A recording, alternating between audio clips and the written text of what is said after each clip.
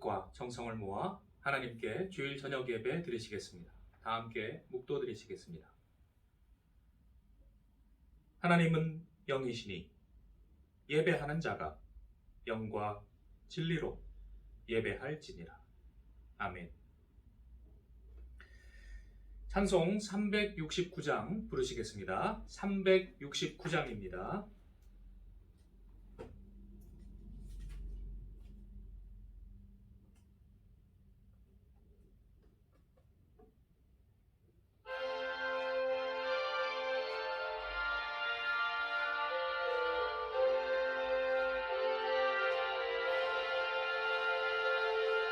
죄진 맡은 우리 구주 어찌 좋은 친구인지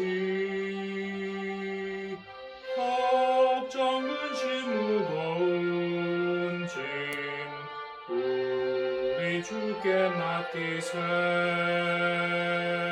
주께 고함 없는 고로 복을 받지 못하네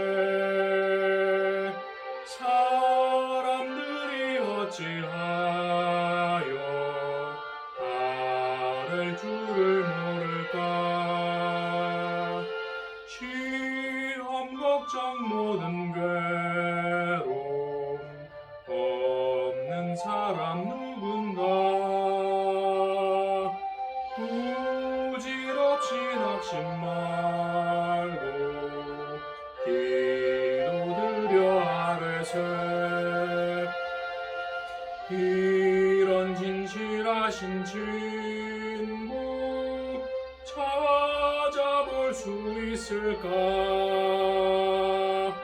우리 약함하시오니 어찌하니 아를까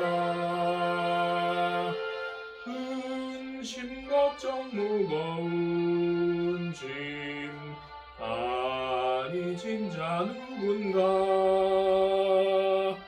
피난처는 우리 예수 주께 기도드리세 세상 친구 멸시하고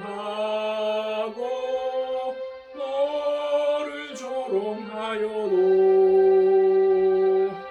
예수 품에 안기어서 참된 위로 받겠네. 아멘. 오늘 예배를 위하여 최진엽 집사님 기도해 주시겠습니다. 주일 저녁 예배 온라인으로 되게 하심도 감사합니다. 메마른 상가들을 보면 희망이 없는 것 같지만 하나님이 허락하시면 어느새 새싹과 꽃으로 옷을 갈아입히시는 하나님의 능력을 느끼며 코로나19로 저희들의 생활과 마음이 답답하여 오직 주만 의지하게 하심으로 저희가 이 사순절 기간 동안 각자에게 주시는 은혜대로 영적으로 담대하게 말씀과 기도로 승리하게 하실 줄 믿습니다. 하나님 아버지, 저희의 성교회 주일학교로부터 작년부에 이르기까지 성전에서 예배드리는 날을 기도하게 건강하게 인도하여 주시옵소서. 저희 예성교회 담임 김성철 목사님께도 하나님 능력의 손으로 붙들어 주옵시고 능력과 권능으로 함께 하시사 진리와 생명의 말씀 전하실 때 저희에게는 깨닫는 지혜와 행함 있는 믿음을 주시옵소서. 하나님 아버지, 저희들에게도 승리의 옷으로 갈아입혀 주실 줄 믿습니다. 지금도 살아 역사하시는 예수님의 이름으로 기도드리옵나이다. 아멘.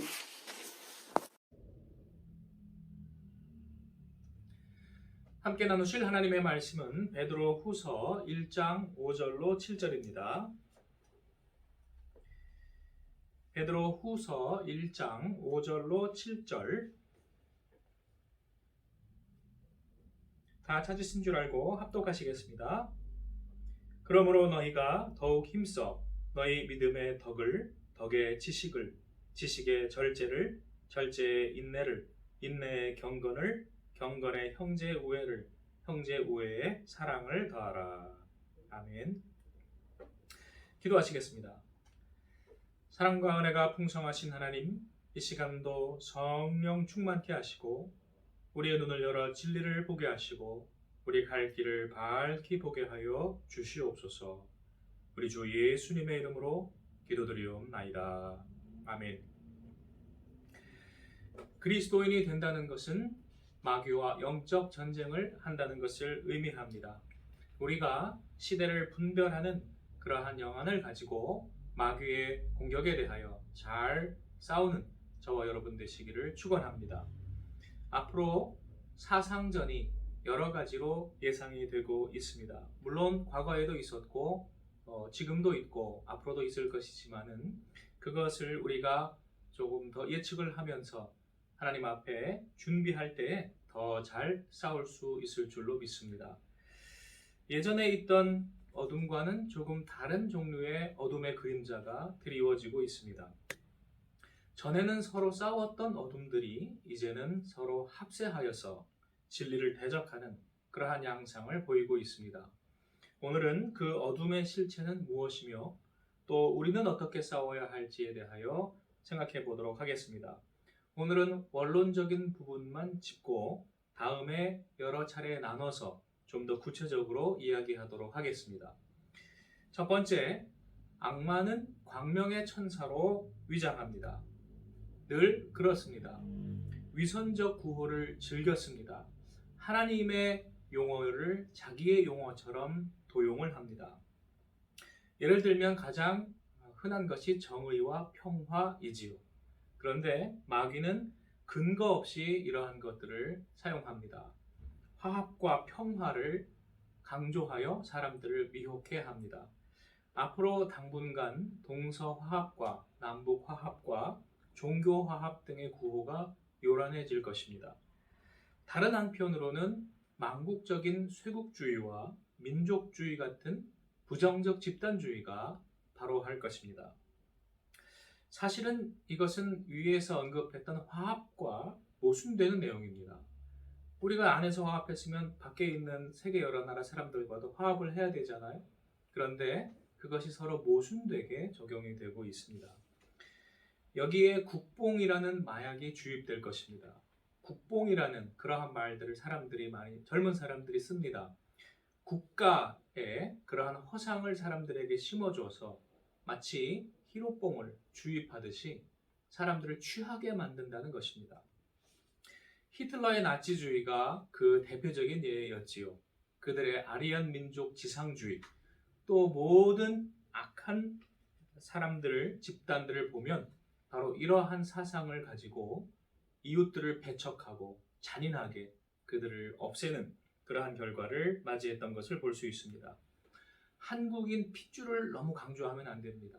그런 식으로 따지면 우리 지역적으로 어느 도 출신 이렇게 핏줄 강조하면 서로 화합이 되겠습니까?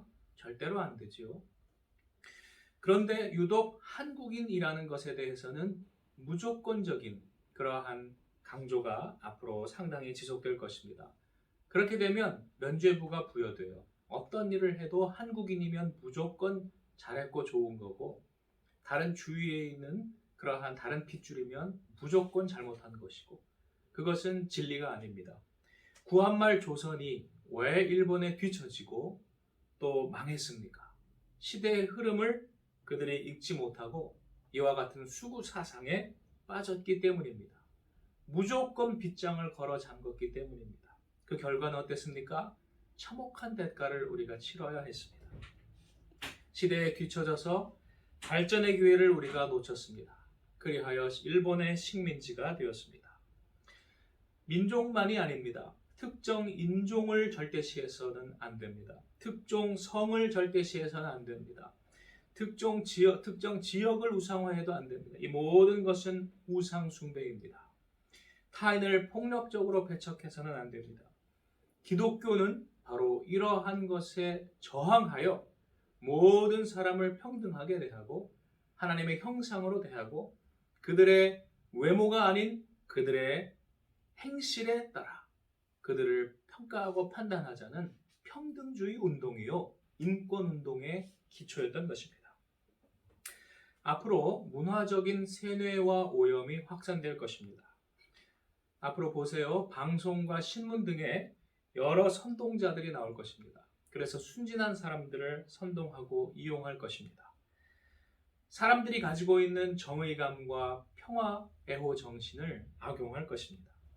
가요가 여기에 많이 쓰일 것입니다. 특히 민족주의를 사람들에게 선동하고 부채질하는 데에는 트로트 같은 그러한 가요들이 많이 이용이 될 것입니다. 사람들의 혼을 빼는 심리전이요, 그리고 사상전이 확산될 것입니다. 그러면 우리가 주목해야 할 것이 있습니다. 이들이 내거는 정의와 평화, 화합 다 좋죠. 그것은 사실 기독교적인 가치이고 우리 기독교인들이 주장해야 할 내용입니다. 그래서 그들에게 이용당한 사람들도 있지만요.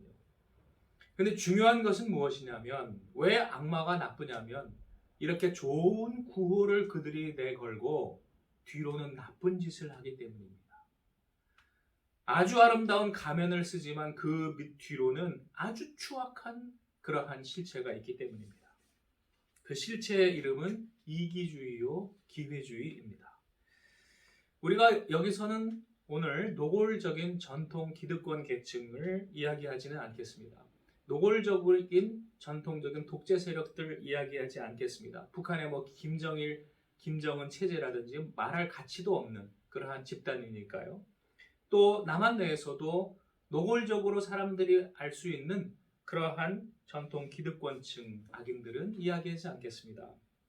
너무나 눈에 보이는 악임으로 언급할 필요조차 없고 사람들이 잘 속아 넘어가지 않기 때문입니다. 문제는 무엇이냐면 교묘하게 신흥 기득권층이 된 사람들입니다. 이 사람들은 배웠어요. 그리고 사람들이 좋은 구호를 내거니까 잘 좋은 쪽으로 인도할 것이라고 속기 쉬운 집단입니다. 기존의 전통적인 기득권층이 극소수의 일부였다면, 그래서 소수 세습되는 재벌들이었다면, 이들은 그렇지 않고 중상류 계급을 형성합니다. 그래서 예전보다는 좀 더 많아요. 그런데 이 사람들 가운데 비리와 불공정이 만연하다면 그들이 예전에 비난의 대상이었던 사람들과 다를 바가 무엇입니까? 온갖 악행과 그리고 기회를 남들 것을 박탈해서, 그래서 불법 탈법적인 방법으로 자신들의 그 기득권을 유지하고 재생산한다면 그들은 똑같은 악인들일 뿐입니다. 자기들의 반대하는 이들을 억압하고 그 입에 재갈을 물리면 그들이 또 다른 독재 세력이 아니겠습니까? 교만하여 반성이 없다면 그들은 너무나 뻔뻔한 그러한 사람들 아니겠습니까? 우리 주위에 보십시오.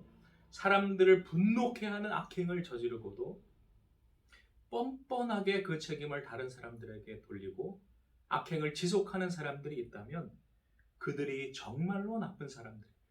그들이 바로 기독교인들이 싸워야 할 악의 그러한 핵심 세력입니다. 그 피해는 어디로 돌아갑니까? 다수의 서민들에게 돌아갑니다.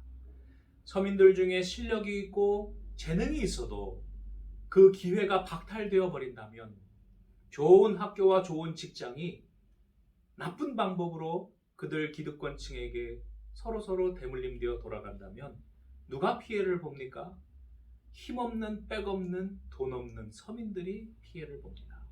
하나님은 이러한 사회를 싫어하십니다. 이것은 새로운 형태의 독재입니다. 그래서 이들이 예전에는 서로 원수같이 비난하다가 서로 사상적으로 막 비난하고 그렇게 극심하게 좌우 논쟁을 벌이더니 이제는 갑자기 합쳐질 것입니다. 왜요? 이해관계 때문입니다. 더 이상 자기들의 그러한 비리를 지속할 수 없으니까, 유지할 수 없으니까 이제는 악한 자들의 그러한 연합체를 형성할 것입니다. 자기들의 비리들을 서로 덮어주는 면죄부를 서로 발급할 것입니다. 서민들의 기회를 박탈해서 우리끼리 나눠 먹자. 불공정한 사회, 기울어진 운동장 우리 계속 지속시켜 나아가자. 개천에서 용이 나지 못하는 그러한 사회를 우리 계속 만들자. 그러면 우리 자식들은, 우리 가족들은 능력이 없어도 옛날 양반 사회로 돌아가서 계속 누릴 수 있지 않겠는가? 서민들은 예전에 쌍놈처럼 천민처럼 만들어버려서 그들을 우리의 노비를 삼아버리자. 얼마나 악한 짓입니까? 이것이 악의 실체입니다.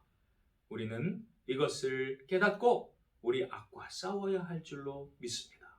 자유를 주러 오신 예수, 기득권을 버리고 내려오신 예수, 우리가 생각할 때에 이것은 당연한 귀결이 올시다. 또 한 가지, 진정한 화합과 평화는 반성 위에서 시작이 될 수 있습니다. 독일의 빌리 브란트 수상이 1970년 12월 폴란드 바르샤바의 유대인 위령탑 앞에서 무릎을 꿇는 모습이, 그리고 사죄하는 모습이 전 세계인들에게 감동과 충격을 주었습니다. 그렇습니다. 내전의 나치 만행이 정말로 가증스럽고 악한 것이었지만은 그것을 그렇게 무릎 꿇고 사죄하는 독일 수상의 모습을 볼 때에 사람들은 그 반성이 진실성이 있다고 생각하였습니다. 그러나 만약에 과거의 악행을 반성하지 않는 자가 있다면, 그러한 악한 집단들이 있다면 그러한 집단과 서로 평화할 수 있습니까? 평화할 수 없습니다. 말도 되지 않는 소리입니다. 그런 식으로 평화를 자꾸 이야기한다는 것은 사람들을 속여서 또다시 그들의 노예로 끌어가는 것에 지나지 않습니다. 여기에 우리가 속지 말아야겠습니다. 앞으로 일부 얼간이들이, 허영이 많고 망상론자들이 이런 것들을 아마 난동을 많이 부릴 것입니다. 악행의 책임을 엉뚱한 다른 사람들에게 돌릴 것입니다. 그리하여 사람들의 분별력을 흐리게 하고 억울하게 누명을 쓴 사람들에 대한 비난과 테러를 가할 것입니다. 안타깝게도 기독교가 많은 이러한 누명들을 써왔습니다. 참 착한 사람들, 희생한 사람들을 나중에 누명을 씌우다니요, 정말로 천인공노할 짓입니다. 그러나 물론 진실은 승리할 것입니다. 그때까지 우리가 잘 견뎌야 합니다. 그러한 암울한 때의 어둠의 시대에 우리 말씀으로, 신앙으로 무장하여 우리가 승리해야 하겠습니다. 오늘 보신 베드로후서 말씀은 초대교회의 그 암흑한 박해의 시대에 성도들을 위로하고 격려하는 말씀입니다. 신앙인이 누명을 쓰고, 그리고 로마 사회의 온갖 모순의 그러한 희생양으로 그들이 불이익을 받을 때, 심지어 투옥되고 재산을 몰수당하고 그들이 순교를 당할 때에 베드로 사도는 그들에게 승리의 방법들을 가르쳐주고 있습니다. 그것은 우리가 덕을 가지고 하나님을 닮아가고 여러 가지 성령의 열매를 맺는 것입니다. 그 자세한 내용들은 다음 시간에 우리가 말씀을 나누겠습니다. 이 덕이라고 오늘 5절에 보신 이 말씀은 대단히 중요한 개념입니다. 하나님을 닮은 그러한 모습이기도 하고, 또 이 헬러 아레테는 중국에는 중용에 나와 있는 그러한 단어이기도 합니다. 중용에는 덕이라고 한자로 나와 있지요. 또 아리스토텔레스의 니코마코스 윤리학에서도 이것을 대단히 강조하고 있습니다. 여기에는 여러 가지 요소들이 있지만은, 그러나 그것은 하나의 실체입니다. 첫 번째는 지혜가 필요합니다. 그래서 오늘 말씀에서는 지식이라는 단어를 6절과 7절에 사용하고 있습니다. 그노시스, 시대를 분별하는 그러한 능력입니다. 지난 시간에 말씀드린 오스기니스라는 그러한 유명한 신학자, 사회학자가 시대를 분별함이라는 카르페 디엠이라는 유명한 책을 저술했다고 말씀해 드렸지요. 시대를 분별하는 지혜가, 참 지식이 우리에게 필요한 것입니다. 그것을 우리가 영안이라고도 말합니다. 이러한 영안을 우리가 가질 때, 성령으로 참 지혜를 가질 때에 악인들을 우리가 분별해낼 수 있습니다. 아주 좋은 말들을 떠벌리고 있지만 그 행실을 뒤를 조사를 해보면, 통장을 다 조사해보면 그들의 모습이 실제로 드러나는 것입니다. 다음으로 우리에게는 사랑이 필요하겠습니다. 여기에는 오늘 보신 말씀의 제일 끝에 7절에 나와 있는 그러한 단어인데요. 사실은 다이아몬드의 여러 면들이 다양하지만 하나의 실체인 것처럼 이것이 하나의 실체이지요. 사랑이라고 하는 것은 물론 아가페라는 단어로 사용되고 있습니다. 또 그 앞에 사용된 형제 우애라는 단어가 7절에 나와 있지요. 이 형제 우애가 헬라어로 필라델피아입니다.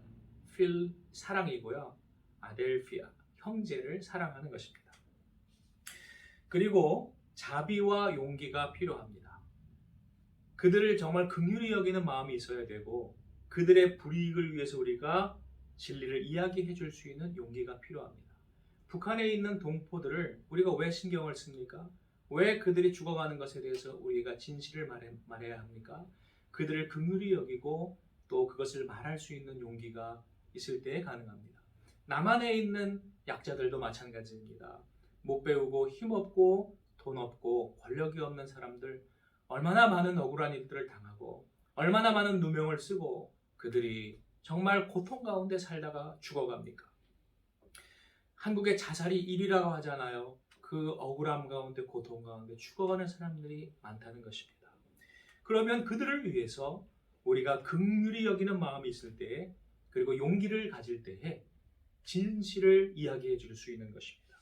누가 그들을 착취하는 자이고 누가 그들을 죽음으로 몰아가고 누가 그들의 공정한 기회를 뺏어갔는지를 우리가 진리를 이야기할 수 있어야 하겠습니다.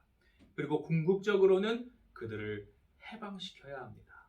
자유케 해야 합니다. 예수께서 오신 목적이 그들을 자유케 하기 위하여 은혜의 해를 선포하기 위하여 오셨다고 말씀하고 있습니다. 희년을 우리에게 주시고자 하는 것입니다. 우리 또한 그 사랑을 받았다면 우리는 고아와 과부, 약자들을 소외된 자들을 돌아보고 그들을 자유케 해야 할 줄로 믿습니다. 그들을 억압하는 악마 같은 자들의 그러한 온갖 악한 사상과 제도를 우리가 뜯어 고쳐야 합니다. 그것을 선포해야 합니다. 또한 그들에게 모본을 보여야 합니다. 지도자라고 하는 사람들은 특별히 오늘 보신 말씀들 중에는 절제, 경건이라는 단어가 있습니다. 그것은 검약과 청빈의 모습들을 말합니다. 느헤미야 같은 사람들이 잘 보여줬지요. 성경에 나오는 위대한 모든 위인들은 이러한 모습을 보여줬습니다. 자기들은 떵떵거리고 호화 사치 그리고 불공정한 기회를 누리면서 좋은 말들을 해요. 그것은 악마의 모습입니다. 참된 사람은 그 행위의 삶의 모습을 보고 알 수 있습니다. 마지막으로 우리에게 필요한 것은 한마음입니다. 특별히 여러분들은 저와 함께 한마음이 되어주시기를 부탁드립니다. 앞으로 제가 이러한 일들을 설교를 할 때에 제가 그냥 설교하지 않습니다. 제가 그냥 할 일 없어서 이런 설교를 하겠습니까? 제 인생을 바쳤습니다.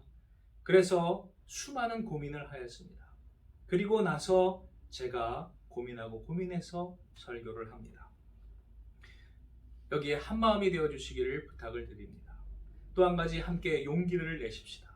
이러한 일들을 말할 때 오늘은 그렇게 구체적으로 이야기하지 않았으니까 아마 큰 영향은 없을 거예요. 그러나 만약에 조금 더 구체적으로 들어간다면 우리는 마음에 조금 꺼리낌이 생길 것입니다. 야, 그랬다가 그 사람들에게 해코지 당하면 어떡하냐? 우리가 보복당하면 어떡하냐? 일부러 그렇게 싸움을 할 필요는 없지요. 그러나 많은 억울한 사람들이 하나님의 형상을 닮은 사람들이 정말 고통 가운데 살고 있다면 그들에게 자유를 주는 것이 우리 기독교 신앙의 목표 아닐까요? 우리가 거기에서 싸움을 외면하고 도망갈 수 있을까요? 우리가 일부러 문제를 일으킬 필요는 전혀 없고 그래서도 안 되겠지만 당면한 문제 때문에 사람들이 죽어가고 이 나라가 망해간다면 우리는 용기를 내야 하겠습니다. 앞으로 그러한 일들에 있어서 저와 함께 한마음이 되어주시기를 부탁을 드리겠습니다. 우리가 마지막으로는 순교적 결심을 해야 하겠습니다. 우리가 풀과 꽃이라고 성경에서 말할 때에는 그것의 의미가 또 한 가지 있는데 이러한 잠깐 지나가는 인생에서 정말로 가치 있는 일을 하나님의 일을 하고 가야 한다는 말씀입니다. 죽음을 두려워하지 않고 의를 위해서 우리가 살라는 말씀입니다. 초대교회 성도들이 그랬습니다. 이 땅에 왔던 선교사들이 그랬습니다. 처음 교회들을 개척했던 목회자들이 그랬습니다. 순수한 마음, 자신의 인생을 바치는 마음, 그러한 것을 오늘 우리가 다시 한번 가져야 할 줄로 믿습니다. 마귀들은 마틴 루터의 말처럼 저 지붕의 기왓장들처럼 많지만은, 그러나 하나님을 의지하면 도우시고 승리를 주실 것입니다. 기도하시겠습니다. 사랑과 은혜가 풍성하신 하나님, 우리를 도우시고 우리가 영적 전쟁에서 승리하게 하여 주시옵소서. 앞으로 악한 자들 더욱더 교묘하게 서로 야합하고, 그리고 약자들을 괴롭히고 그들을 이용하려 할지라도 주여 우리에게 지혜를 주셔서 분별하게 하시고 용기를 주셔서 싸우게 하시고 하나님께 영광 돌리게 하여 주시옵소서. 우리 주 예수님의 이름으로 기도드리옵나이다. 아멘. 찬송 585장 부르시겠습니다. 585장입니다.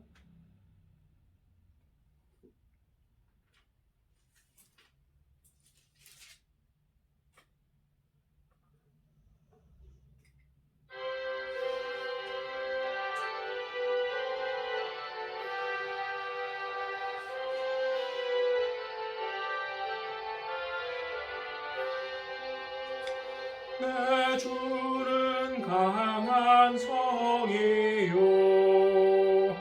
방패와 병기 되시니 그 환난에서 우리를 구하여 내시리로다. 예언수 마귀는 이때도 힘을 써 모략과 권세로 무기를 삼으니 천하에 누가 강하랴. 내 힘만 의지할 때는 패할 수밖에 없도다. 힘 있는 장수 나와서 날 대신하여 싸우네. 이 장수 누군가? 주 예수 그리스도 만군의 주로다. 강할 자 누구랴? 반드시 이기리로다. 이 땅에 마귀들 끌어 우리를 삼키려 하나. 겁내지 말고 섰더라. 진리로 이기리로다. 친척과 재물과 명예와 생명을 다 빼앗긴데도 진리는 살아서 그 나라 영원하리라.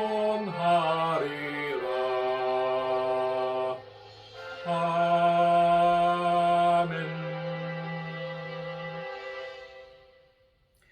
교회 소식 시간입니다. 낮에 손선자 권사님과 김덕래 집사님이 교회에 기도하러 오셨습니다.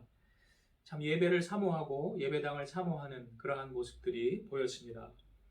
그래서 제가 그 두 분들께 말씀을 드렸습니다. 이번 거리두기 연장이 3월 말까지로 연장됐는데 이 3월 말에도 또 연장을 시키면 그러면 4월 첫째 주가 부활절로 이제 넘어가는데 그때에는 우리가 무조건 2부로 예배를 나눠서라도 교회에서 모이도록 그렇게 힘써 보겠습니다. 말씀을 드렸습니다. 우리가 2부로 나누면 10시에 어린이 예배를 드리고 또 거기에 어른들 몇 명 함께 나오시고 또 2부에 11시에 또 예배 드리시고 이렇게 하면 우리가 지금 규제에서 피해 나갈 수 있을지도 모르겠습니다. 그래서 장로님과 또 운영위원장님과 함께 또 논의도 하고 그렇게 해서 우리 3월 말까지만 우리 잘 참으시고 그 이후에는 뭐 2부로 나눠서 우리 현장에서 예배 드릴 수 있도록 그렇게 한번 추진해 보시겠습니다. 이상입니다. 주님이 가르쳐 주신 기도로 주일 저녁 예배를 마치겠습니다. 하늘에 계신 우리 아버지, 아버지의 이름을 거룩하게 하시며 아버지의 나라가 오게 하시며 아버지의 뜻이 하늘에서와 같이 땅에서도 이루어지게 하소서.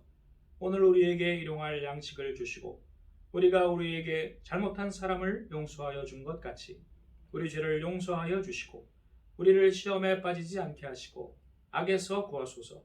나라와 권능과 영광이 영원히 아버지의 것입니다. 아멘.